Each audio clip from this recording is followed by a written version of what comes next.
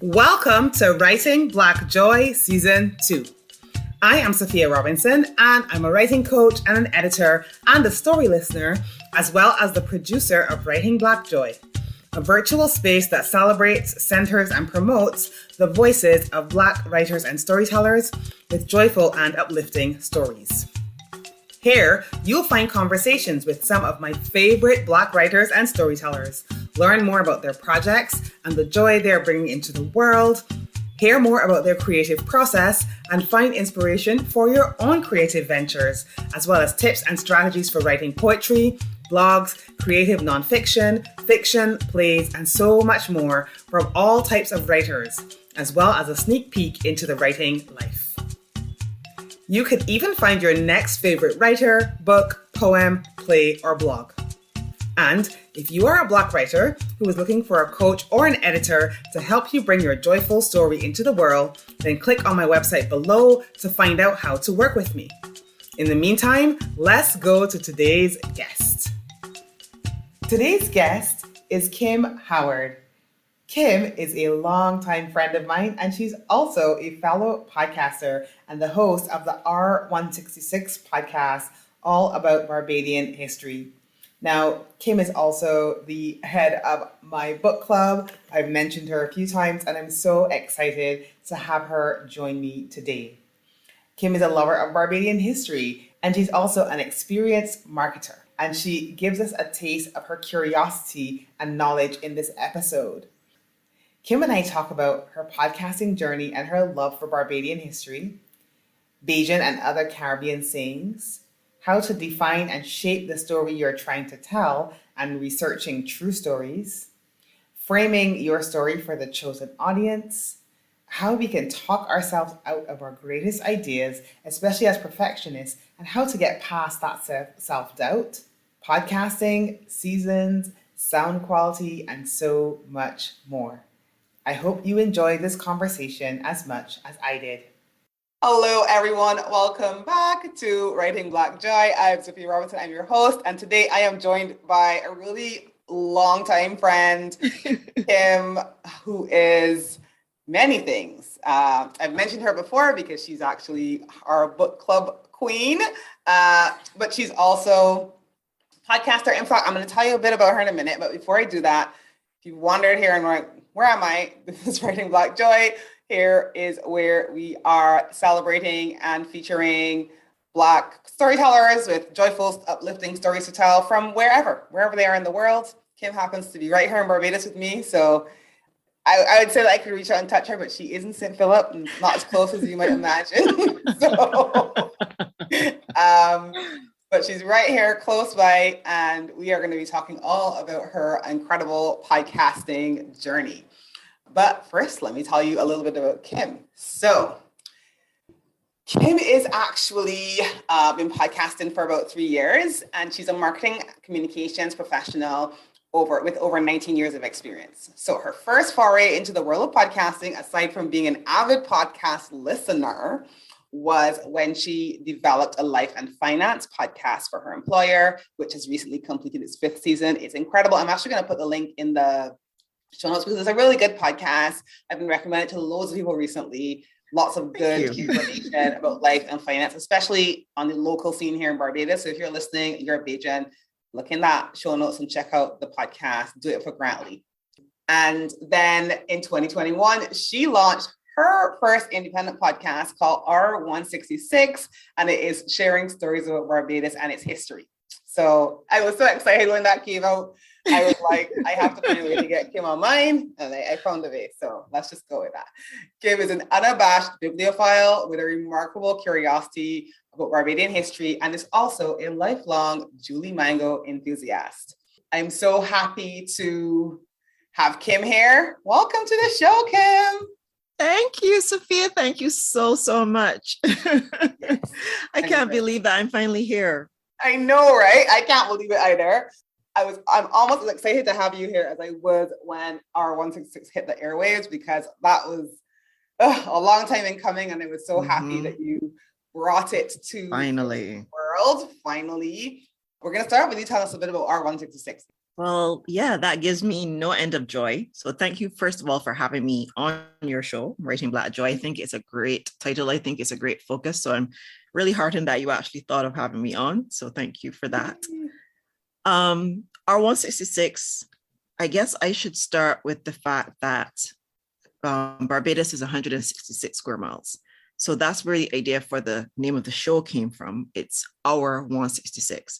So it's a podcast about some of the things, stories in Barbados, Barbadian history and Barbadian culture that sort of people take for granted or didn't even know that they didn't know about it, because that's how it started for me about, I want to say maybe about 5 years ago, or maybe 6 now. I can't remember what year we're in anymore.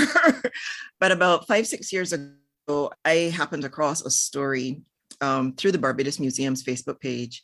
And I was like, hang on, this is a major story. How is it that I never heard about this? And I love history. So I've been, doing history from secondary school, but also just recreationally. I always go to history lectures if I can, or read history books, or, just try to learn more. And I was like, how did I not hear about this? So then I was like, no. So I was obsessed with the story, and I still haven't finished writing the story that first story, but it's coming. Yay, I can't wait. But I went into the library, I dug through old newspapers, and I'm like, okay, what are you going to do with this? And then I was like, well, maybe I'll start a podcast. And then I said maybe and maybe for about, 3 years. Mm-hmm. And then so at that point, then I sat down and I started working on like, what is this going to be called? What's the focus? And I finally, I went through a list. I had something like, 16 names that didn't work for whatever different reason. And then one of the things I did was try to find the social handles, and then some of them were taken, all those kind of fun things. So eventually at work. I am, because that's a painful thing. You get wedded to a brand name, and then all your social handles gone. What are you gonna do? So once I was secure with that, I went and created the accounts for all the socials so that I had those handles locked down. Nobody was gonna come with R166, but just in case. And then I sat on the idea for another 2 years and thought about it. And then the pandemic hit.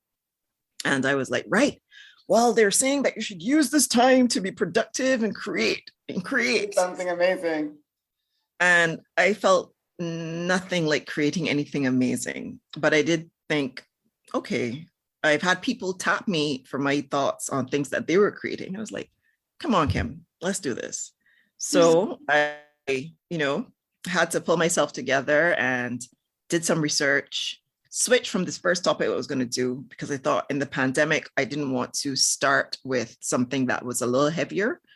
Mm-hmm. And since we still are going through the pandemic, I'm going to have to shelve that idea. But I thought, let me start with something that had to do with Barbados and things that Barbadians were concerned about. So one of the things that was being discussed at that point in 2020 was, is there going to be a crop over?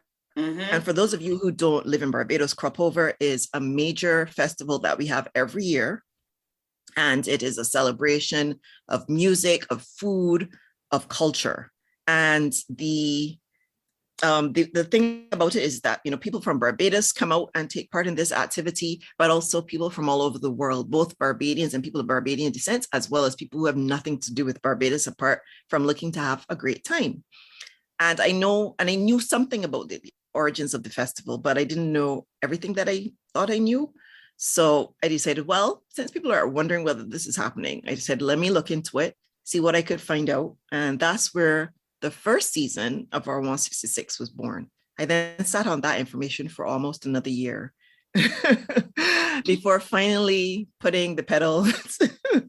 I put my foot to the pedal and just getting it out there last year. So that's how it was born. Yeah. I think sometimes that's how a lot of things are born, with one idea that doesn't, you talked about having that initial idea. And I remember having a conversation with you about that initial idea. I actually know what I'm not going to say, but I remember having a conversation with you about that initial idea. You were excited. You were looking into the old newspapers and stuff like that. And so then when you talked about crop over a couple of years ago, I was like, I love that idea. That's great too. There's so many stories to tell. So I don't think you're going to run out of stories to tell. But I think it happens that way sometimes when you think, oh, it's going to be about this thing. And it's only when you start doing it, you're like, actually, I think it's going to be about something else. And yeah, that's how it happens sometimes. Sometimes that first idea may get pushed down the road a little bit as other ideas come in that more suit the time. And I think you have to be able to run with it, especially if it happens, as you said, over a few years.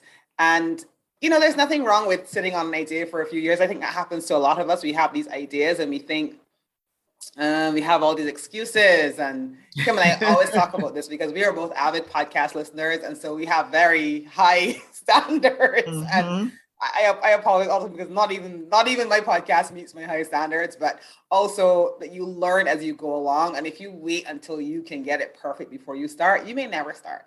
We were talking about this before we hit record. So let that be some inspiration to anybody out there who has a great idea. You talked about the name of this series earlier, Writing Black Joy. I'd love to know, why is that important to you? You and I both read a lot of stories. We love our books. We love our book club, talking about it, dissecting it. Why are the joyful stories important to you?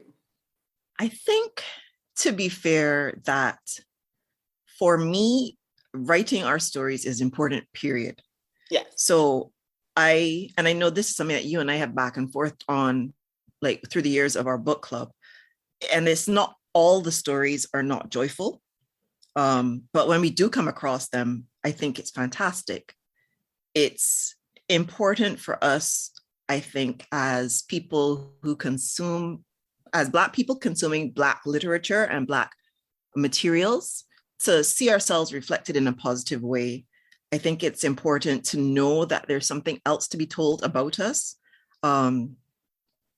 And yeah, I think that's the primary thing, to know that there's another story. Chimamanda Ngozi Adichie talks about the danger of a single story. Yeah. And that is why I think our stories are important, period.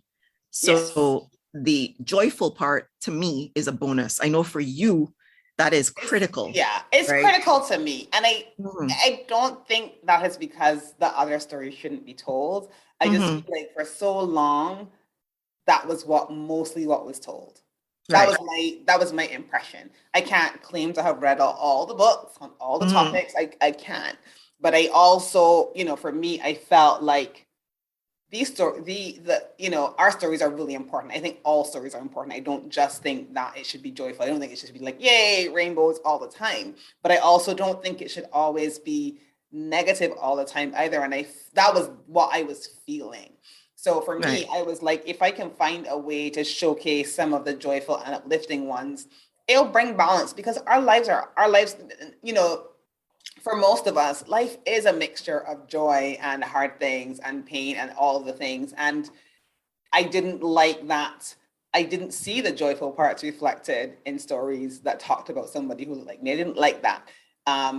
As I got older, I realized that's not true. Those stories are out there too. And that's why I wanted to kind of put a spotlight on them, as well as the people who are telling them and writing them, because then it'll just put more out into the world. I'm like, there can't be enough. There can't be too much. So that's my feeling. But, it's true that I think all stories should be told. I definitely agree with that. So I'm glad, though, that you did start with Crop Over, not because the other story was heavy, which it was, but because I felt like, as you said, in the moment of the pandemic, it was just a great, little juicy thing to have, to a little something nice to read, to watch, to listen.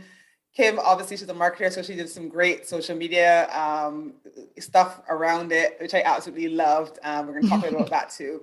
But I just thought it was a really, it would just, even though it had taken you so long, it really was perfect timing. So I loved how it came out and when it came out. Thank you. Do you have a quote, either from your work or from someone else, that you admire, that you want to share with us? I think I like a lot of Bajan expressions, but then if you ask me which one at a given time, I probably will just pop up with one at a time. So for some reason, cat luck and dog luck is in my head, but that has nothing. Cat luck and dog luck. It's true though. Cat luck is not dog luck. Okay, let's be clear about that. Yeah, I do.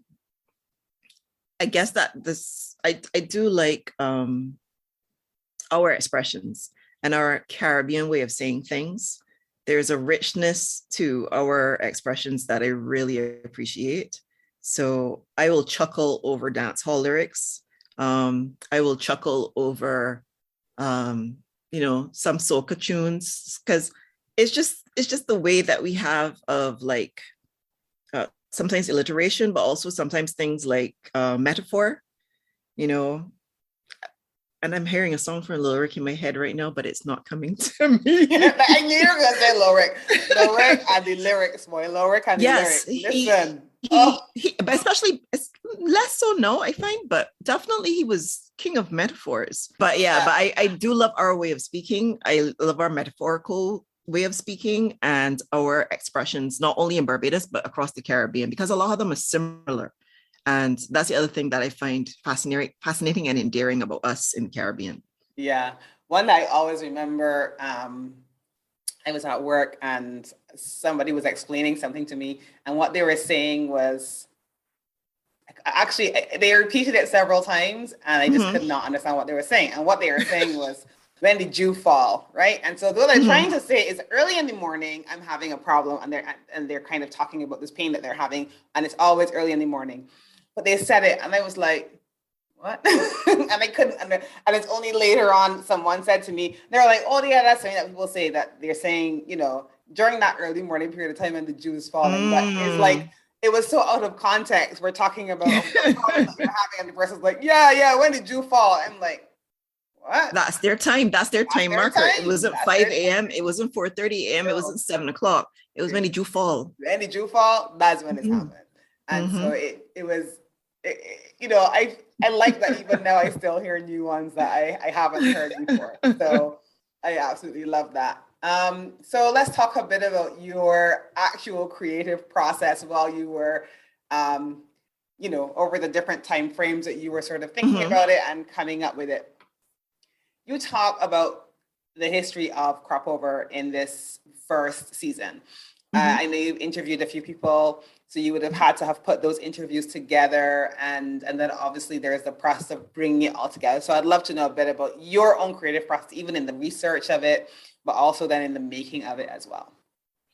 Well, I guess the first thing I had to find out is, what is the story that I was trying to tell? And for all of the stories that I want to explore, they come from a question. So why I was interested in crop over was because, first of all, the crop over, again, for people who are not from Barbados or the Caribbean, the crop over refers to the end of the sugarcane crop. Barbados, for over 300 enough years, has grown sugarcane for export. Less and less in the past 50 years. 10, 15. But less and less. It's definitely been on decline since we were born and before. And that's for different reasons: economic reasons, export reasons, trade reasons, restrictions, all them kind of things. But it was the primary export from Barbados from the beginning of the establishment of this colony. And it's not a colony anymore, but it was a colony from like the late 1600s. So sugarcane was grown here. Actually, the whole development of sugar as an export crop was perfected here. And then it made oodles of money for the British colonialist. But out of all of that, then I had heard, in the 70s, crop over was introduced, and 1970s, crop over was introduced. And so I've known it all my life because I was born in the late 70s. And I was like, well, hang on. If we've been growing sugarcane since the 1600s, how did we introduce something that celebrates the end of the sugarcane crop in the 1970s? That didn't make any sense. And so then I asked a question. I was like, well, if that's the case, like, why now? Why 300 years later did it suddenly become a thing? Only to find out by asking, who did I first ask? I don't even remember. Or maybe I just Googled it or something. I looked it up though, and then I realized that it had existed before. And one of the million history books that I had on my shelf actually had a whole article on it. So I was like, oh, you should read this for a reason. And then I reached out to some people who have done some research on crop over and are connected to the NCF. And they pointed me to some of the materials that had more information. And then I realized that one of my old school teachers had done a lot of the research on crop over. So I was like, right, well, that's an easy thing. I need to talk to her. But then I realized, okay, well, she could fill me in on a lot of what happened in the, like how crop over what existed, how it even began as a thing as far as we know. And then historically, right, from that historical context, because remember, we've been producing sugarcane for export since the 1600s. So how is it all between then and there in the 1970s? Like, what happened there? And then I wanted to know, like, that whole 1970s thing, what was that about? So I identified, the people that I wanted to talk to, but I also had to identify what it is I wanted to ask them. So for me, that process involved first reading as much as I can on the particular topic, finding out what I could about the two time periods, like sugar and the growth of sugar in the early 1600s and onwards. And then also what that involved, like where was there evidence of crop over happening? What did it look like from what I could find out? And then also what happened in the 70s? What was this big crop over was reintroduced in the 70s thing? And so I found a different number of papers, addresses from presentations over the years. And from there, I carved out a story, mostly in my head, to be quite honest.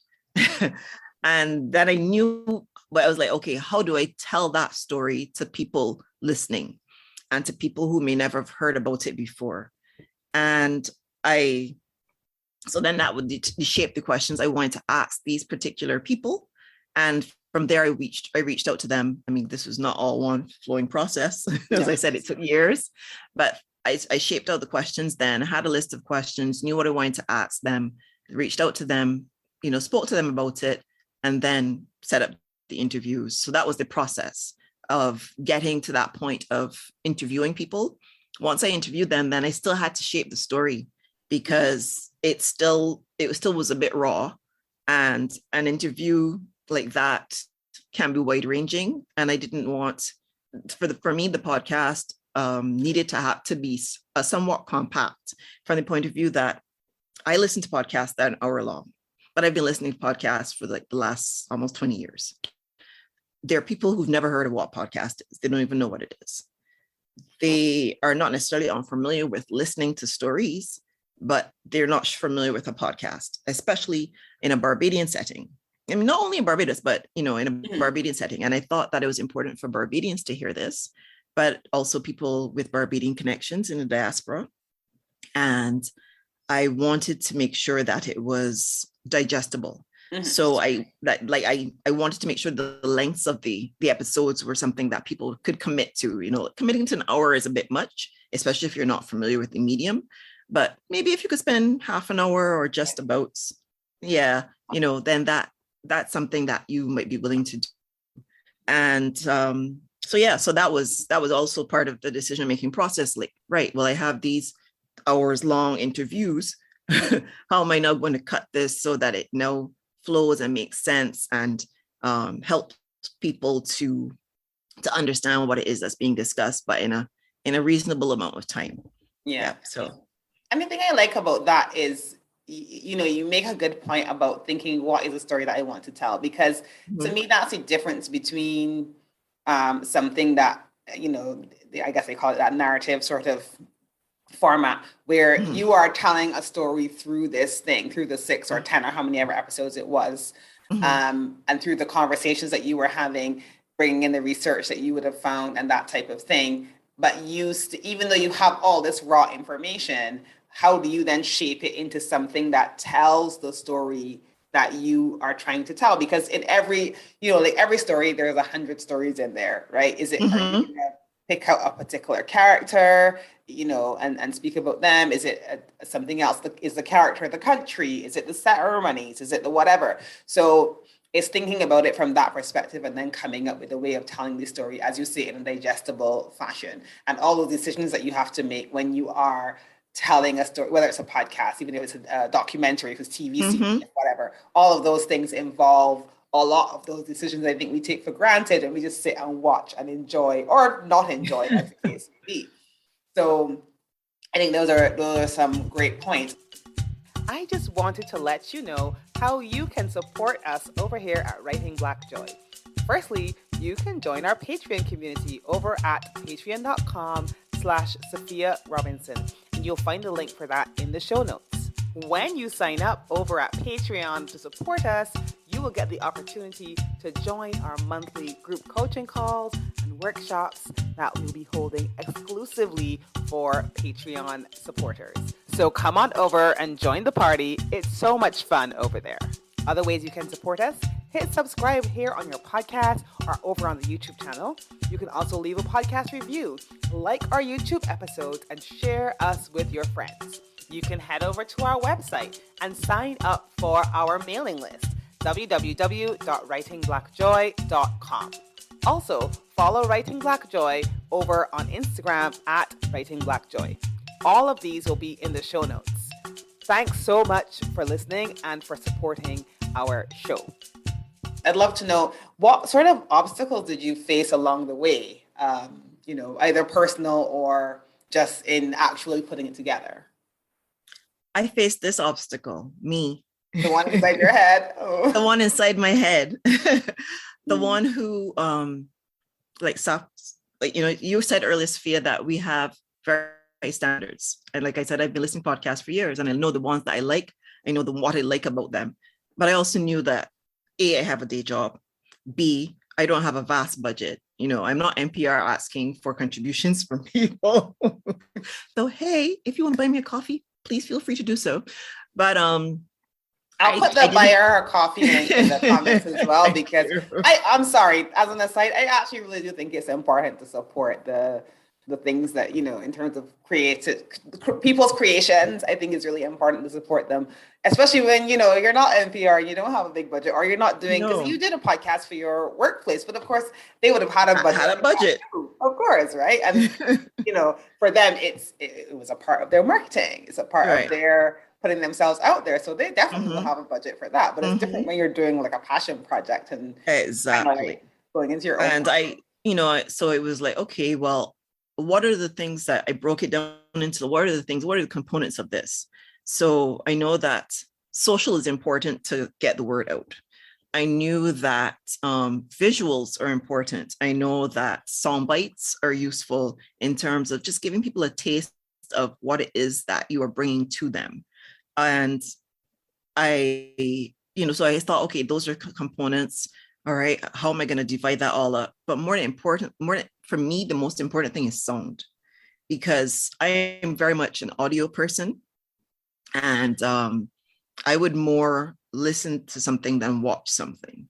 Same here. So I wanted to make sure it sounded good, which meant I needed to have it well recorded and well edited. Now that involved me at one point. I did an interview sitting in my wardrobe.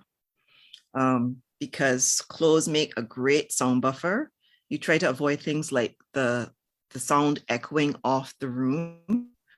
I also learned that sitting in this chair right here, I was able to do some decent recordings for some of my narrative pieces, the pieces that weren't part of the interview. And the sound engineer who was helping me was like, actually, that was pretty good. I was like, okay, thank you. That was perfect. This spot right here in my room was where some of the magic happened. But yeah, so I had to kind of decide, like, what is it that I wanted to work on and what I was willing to sacrifice. So I'm not big on sacrificing things, being a perfectionist, but I realized that there was something that I was going to have to give. And I thought that sound was the thing that I wanted more than anything. Yes, it would have been nice to have lots of videos. Didn't have the time, or the time, I think, was the hardest thing for that, because not only do you do a video, but you have to write a script for a video. You have to record the video. You have to edit the video. And I know this because I studied TV production, so I have a full appreciation for what's involved in that. I've never worked in TV production, but I did study it. But so I thought, okay, I want to make sure that this sounded good and clear and sounded professional. And that's some of the feedback that I've had, which is, it sounds so professional. Like, have you met me? Really, really good. Have you met me? Yeah. So So those are that was the thing that was like foremost for me. And I actually got that idea from a friend of mine years ago when she was getting married. I remember she felt so overwhelmed by all the things that you could possibly plan for the wedding, like all the different things. And she said she had to just decide the thing that was most important to her. And the thing she decided was the photos, because she wanted the memories. And so, yes, there were lots of other aspects that could have driven her crazy and turned her into a bridezilla, but she decided the thing she wanted to spend money and energy on was the photos and the location for the photos. And that's what she focused on. So that's how I treated it. I think that's such a good way to kind of just decide, like, this is the thing that's important to me. I'm willing, as you say, you're willing to sacrifice other things because other things will be sacrificed. And if you try to get everything perfect, you may not actually get anywhere at all. I'd like to, if you don't mind, I'm curious because I know you talked a bit about your own, you standing in your own way. Right. How did that kind of manifest itself in terms of, I think for a lot of us, we do get in our own way when we want to make things, and we kind of talk ourselves out of it for a long time and stuff like that. So how did that look, and how did you kind of get past that, do you think? So you even realize I talked myself away from answering that question in the first place? I know, of course. It was not intentional. And that's why I'm here to just bring you back. You've known me a long time. I'm gonna bring it back. So a lot of it was self-doubt. And even though in my day 9 to 5, I've produced and I co-hosted a podcast for 3 years. I know what's involved. I know what needs to be done.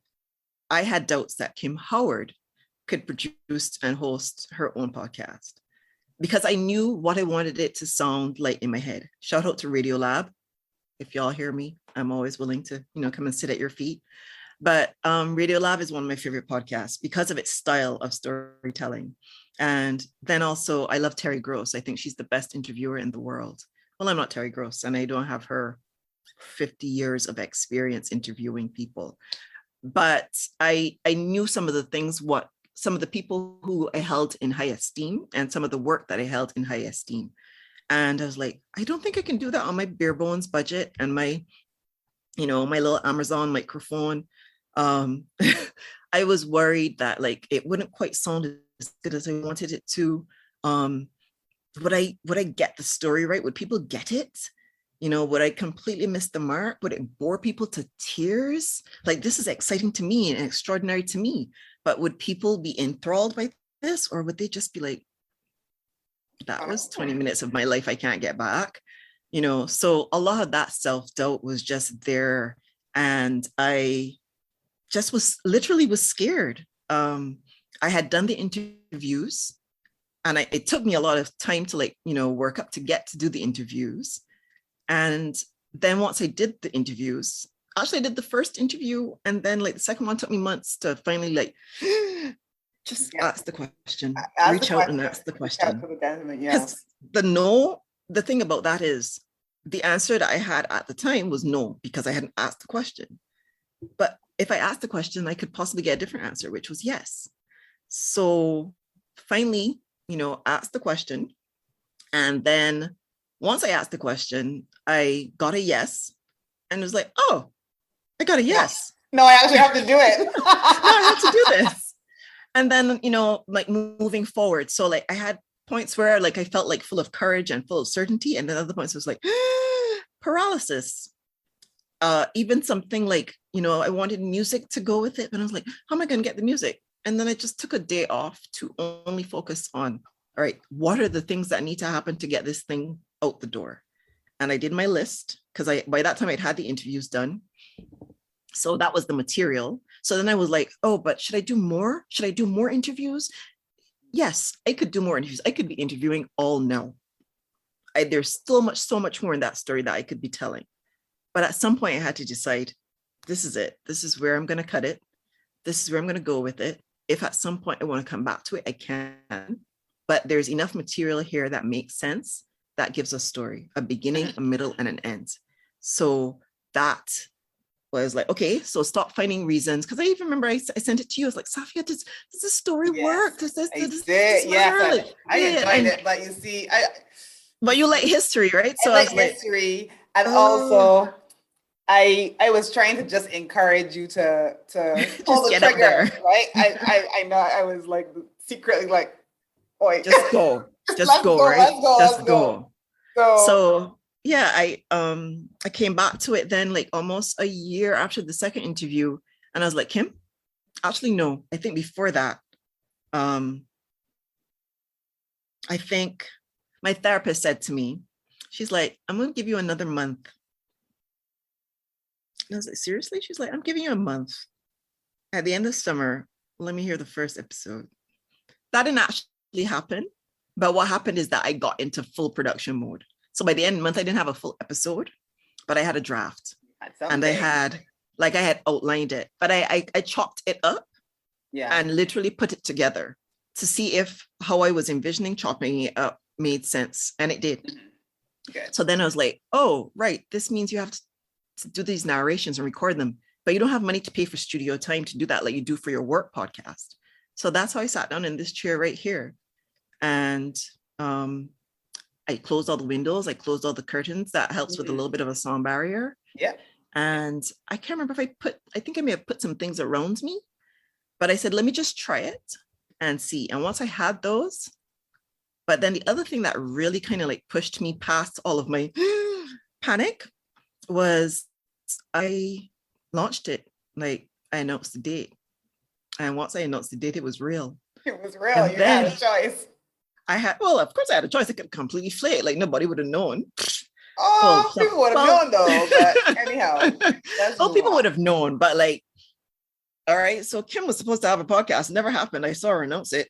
Like what, like seriously, if you think about the worst thing, how is that a really, like nothing would have changed in my life, right? No. Apart from I would have gotten a lot more annoying. You can handle that. And I would have felt really horrible about myself. So I announced it. And once I set that date, then I had to then scramble to like finally do the narratives properly, send them to the sound engineer, let him do the mastering on it and editing them the way that I wanted. And that there was a headache because I was doing it in between, like coming home on evenings after work and whatever.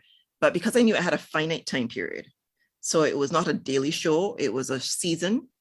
And even when I started, I wasn't 100% sure it was only going to be 4 episodes. I thought it could possibly be 5, but I knew that it was at least enough content for 4. Mm-hmm. And so I decided where everything was being cut. I identified where I wanted narration to go in to help connect the pieces.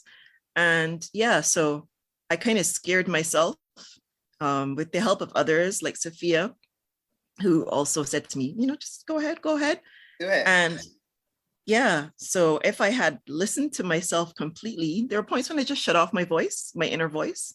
Mm-hmm. I was like, well, you announced it and you said that it's coming this day. And furthermore, you did an intro where you said it's going to come every other week for the next however long weeks that takes to finish it. So guess you better get to stepping. And having put that out there, like I had to do it, right? So there were some late nights involved. There was some stress, but it was A, finite, and B, I knew that it was coming together. And then like the first episode launched and I couldn't believe that it had actually launched. And the response was really, really good. Yeah. And the downloads were crazy because I know like for a first episode, getting even like 10 downloads is a lot. I got hundreds.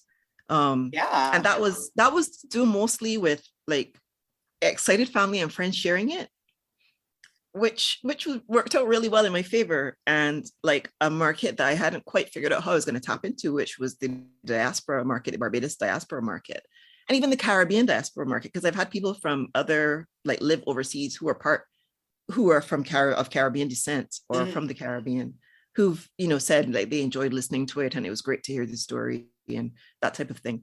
And that all kind of happened by happenstance because I shared it with a couple of cousins who live in the UK primarily, and they shared it in like some Bajan groups and stuff that I hadn't known about.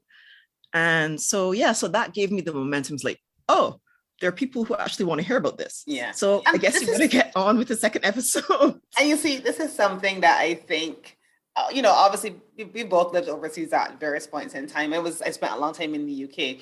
And then one thing I knew for sure when I was in the UK is I would have loved something like this. I would have absolutely have loved something like that.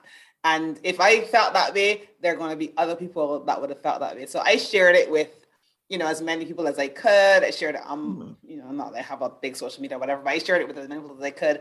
I have friends of Bajan descent in the UK, the US, wherever, and I just shared it around as much as I could. And I think we probably have other people who did, that's fine, who did the same thing. And everybody absolutely loved it. I mean, it was brilliant. And I think we are our own harshest critics sometimes. We really, really are our own harshest critics sometimes. And so as you said, sometimes you just gotta shut off that critical voice and be like, well, it's happening now. So here's my list. I have my list. I'm like you, I have a list, like I tick things off every day so we can just keep moving forward. But to anybody who's even thinking about doing a podcast, and I'm going to ask if you have any advice in a minute, my advice would be season. You and I had that conversation about whether you're going to have an ongoing thing or have a season. And even for me with this, I was just like, I wanted it to have a beginning, middle, and an end. I wanted to be able to tell myself, right, you're only doing 10 episodes, 12, or whatever the case may be. And you're going to do X, Y, Z. And then you can stop.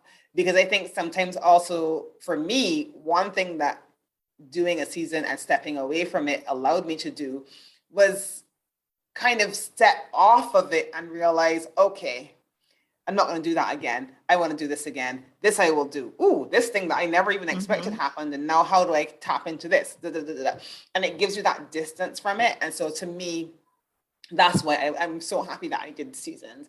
And I don't know what, one of the things we're going to discuss shortly is like, what would you do differently next time? But before we get to that, what's your proudest moment doing this whole process?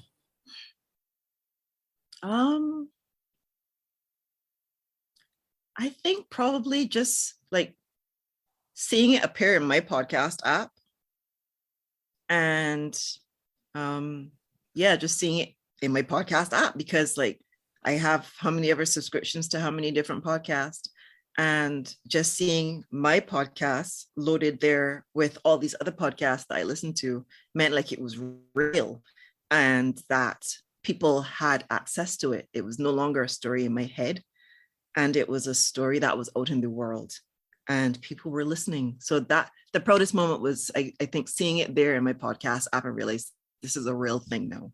Yeah.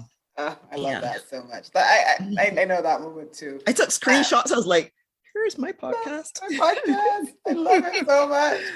But that really felt good, seeing it.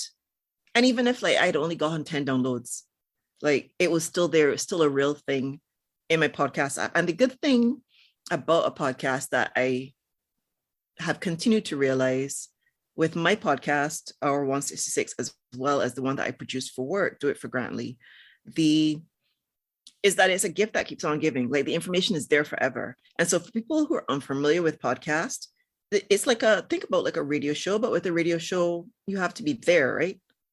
But this is something that's recorded and available for you to access until thy kingdom come. Yeah. So the people have continued to download it. And every week I'm like, who are these new people? Where are they coming from? I don't know where they're coming from. It would be nice to know. And what brought them to the podcast, this particular week, as opposed to how many ever months when it was October I launched, what brought them to the podcast now versus 4 months ago. But I'm not going to complain, and I'm not complaining. But that's the other thing too, to be heartened by, because I'm in like some Facebook podcaster groups, and some people are like, like I only got this many downloads, or this is happening and this is not happening.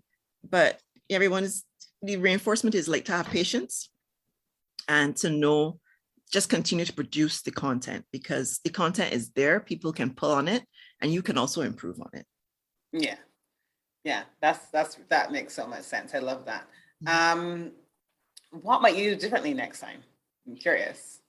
I think I will have the editing further down. Like I literally was doing that every week.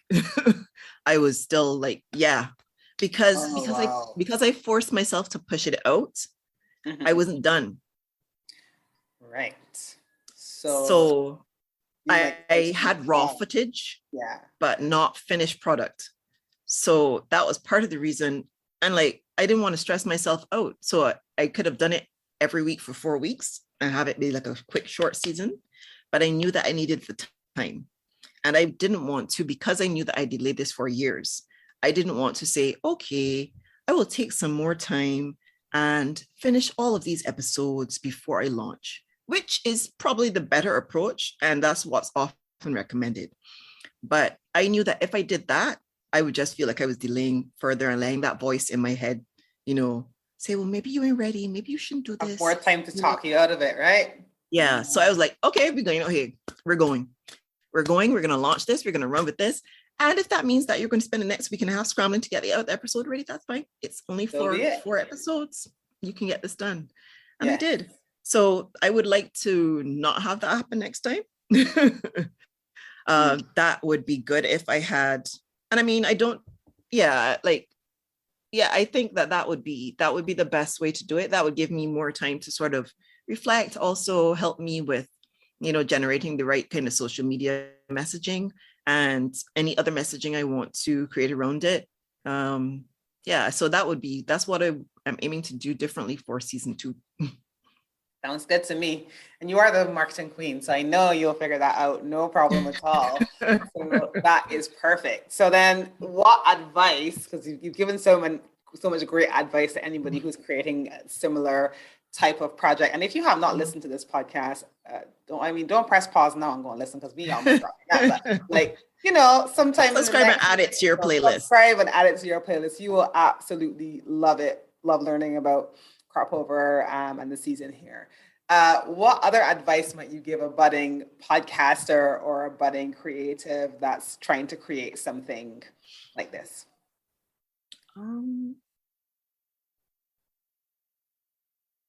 Oftentimes, you know more than you give yourself credit for. And so the voice that might want to tell you, well, maybe I'm not qualified to tell this story. But the important thing about this is, like, I'm not a historical expert. I'm a historical enthusiast. I'm a culture enthusiast, but I know that there's questions to be asked. And so I credit myself with knowing a lot about the questions that are to be asked.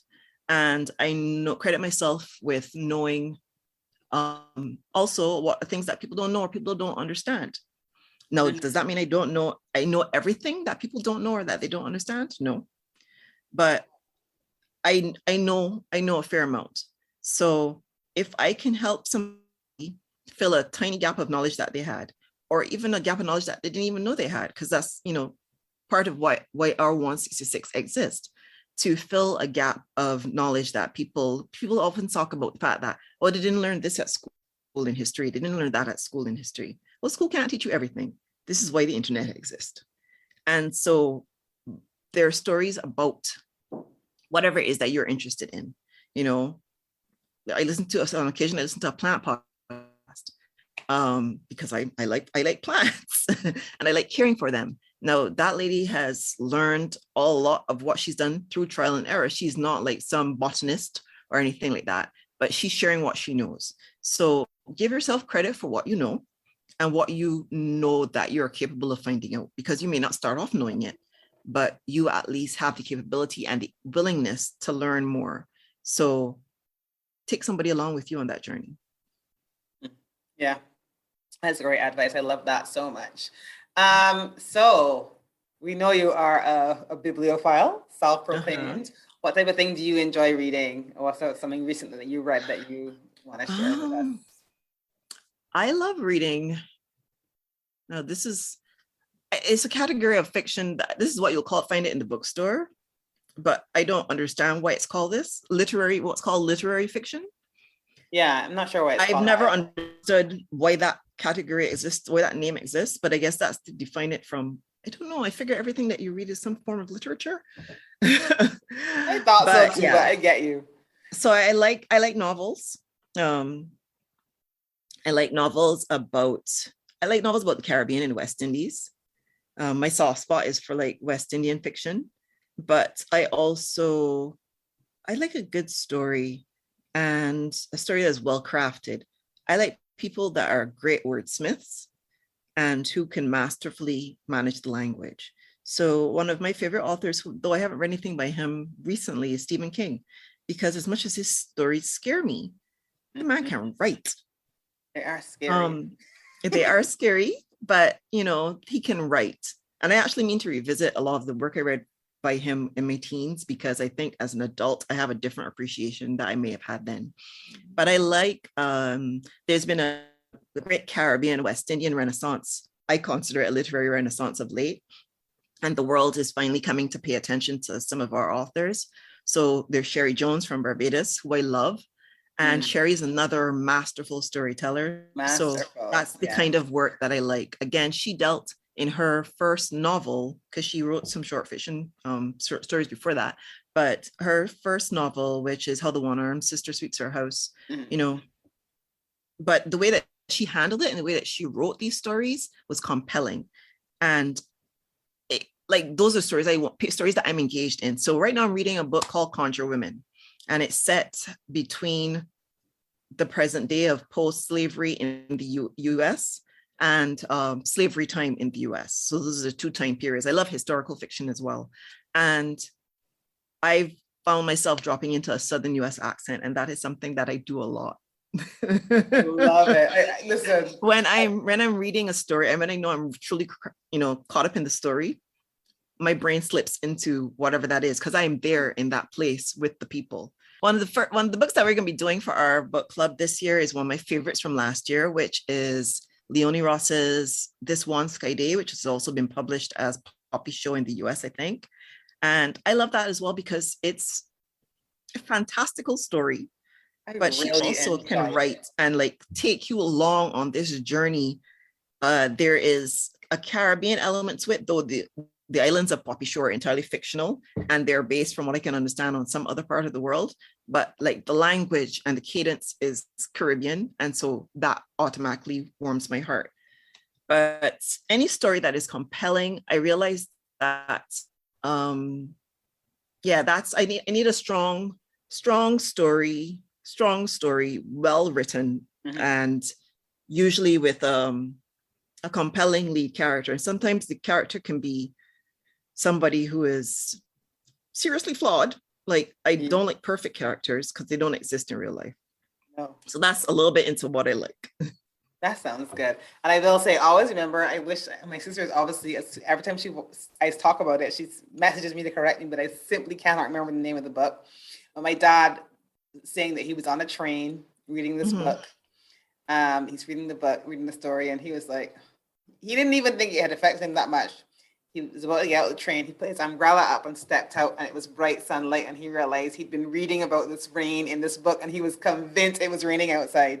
And he didn't even think it had impacted him that much. And he was like, wow, okay. He literally steps out with his umbrella up thinking it's going to rain. And it was brilliant sunshine outside. And he wasn't even aware that was what was happening. Okay. So clearly he was in the book.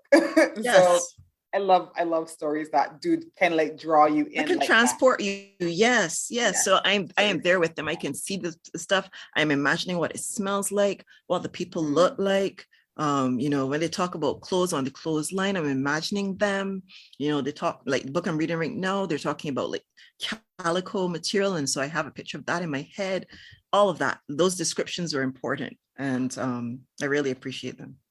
Yeah, that's good. So, I'll put some of the names in the show notes as well, if anybody wants some good books to read. She recommends some good books. We don't always agree, but no, we don't. I'm still here after all these years. So not the worst. It's pretty good. I love my book club. Now, where can we find you? We know we can look on our podcast app for our 166 podcast. I know you have some social media. I'm going to drop everything in the show notes, but where can the audience get to know a bit more about the podcast, when the next one's coming out, that type of thing? So you can know about the podcast, like Sophia said, on any podcast app, Apple Podcasts, Google Podcasts, wherever you may listen, Castbox, anything like that. And you look for Hour 166. Those are all words, not numbers. Hour 166. And then for finding out more about what's happening with the podcast, when you can hear more, we're on Facebook and Instagram, and also on Twitter, but mostly on Facebook and Instagram. And again, it's facebook.com/hour166. Same thing at hour166 on Instagram and on Twitter. Perfect. And the website should be ready, fully loaded sometime before the next season starts. So you'll be able to hear about that too. Perfect. That sounds good to me. Take your time. Like I said, I think you kind of, one thing I learned with this project about the whole website thing was, like, when I first imagined this project, the thing about it I imagined the most was actually the website. I was like, it's going to be this beautiful website. People are going to be walking, like it's going to be like the digital equivalent of walking through a museum or a gallery. And furthermore, I created the website and I don't have that level of skill. But second of all, people weren't using it the way that I thought.